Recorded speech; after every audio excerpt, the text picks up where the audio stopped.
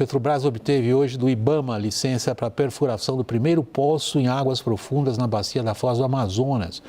A decisão, faltando 2 semanas para a COP30 mais ou menos, é uma derrota para a ala ambientalista do governo, eleito naquele tempo lá atrás, quando se falava muito de transição energética.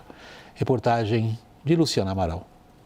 A licença foi emitida depois de uma disputa que se arrastava há quase 5 anos.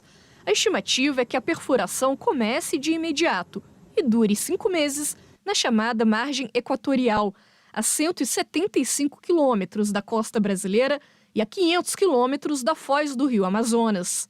A sonda já está no local do poço e vai coletar informações geológicas decisivas para o futuro do projeto, saber se existem ou não petróleo e gás na região em quantidade suficiente para que a exploração seja viável.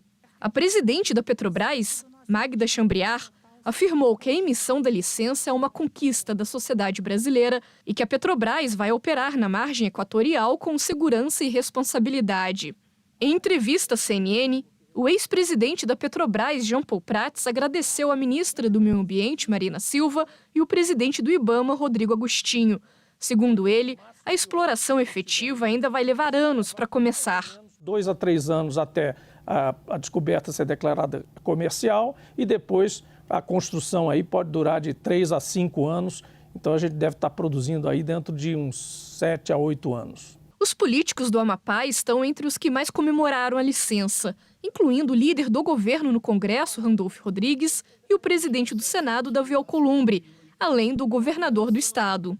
O orçamento do Amapá é um dos menores do Brasil. Nós somos dependentes da União. Os royalties vão nos permitir alçar o nosso orçamento público a patamares jamais vistos e esperados por nós. A produção de petróleo no Brasil pode começar a entrar em declínio a partir de 2031, devido ao esgotamento gradual das reservas do pré-sal. Por isso, a Petrobras busca expandir frentes exploratórias e aumentar a produção em locais já ativos, como na Amazônia. O governo federal, por sua vez, vê a necessidade de garantir suficiência energética nacional.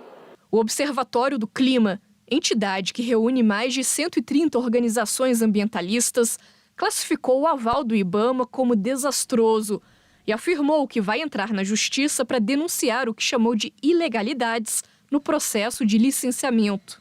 Críticos afirmam que a exploração traz riscos ambientais, climáticos e que vai na contramão do discurso do Brasil no cenário internacional, especialmente às vésperas da COP30 em Belém.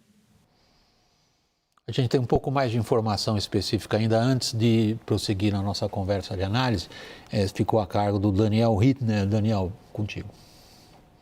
William, é muito curioso a gente observar a evolução da produção de petróleo no Brasil, desde a Lei do Petróleo de 1997, quando o nosso convidado de hoje presidia, comandava a Agência Nacional do Petróleo, a gente observa ano depois de ano, uma evolução, um recorde na produção.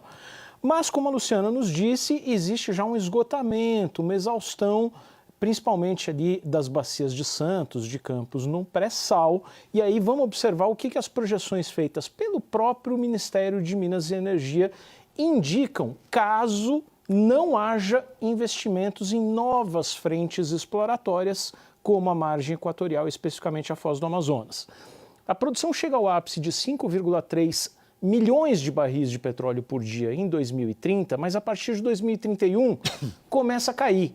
E essa queda vai se acentuando ao longo da próxima década toda, chega a 2,5 milhões de barris em 2040, ou seja, metade ali praticamente do ápice em 2030, e vai caindo 1,4 milhão de barris em 2046 e chega em 2055 em apenas 500 mil barris. Essa conta do Ministério diz o seguinte: se a gente explorar a margem equatorial e mantiver a produção em 5 milhões de barris por dia, o acréscimo em royalties e participações especiais, nem há que se falar em impostos, tributos, é da ordem de 3 trilhões de reais. É o dinheiro que vai para os cofres da União e do Amapá.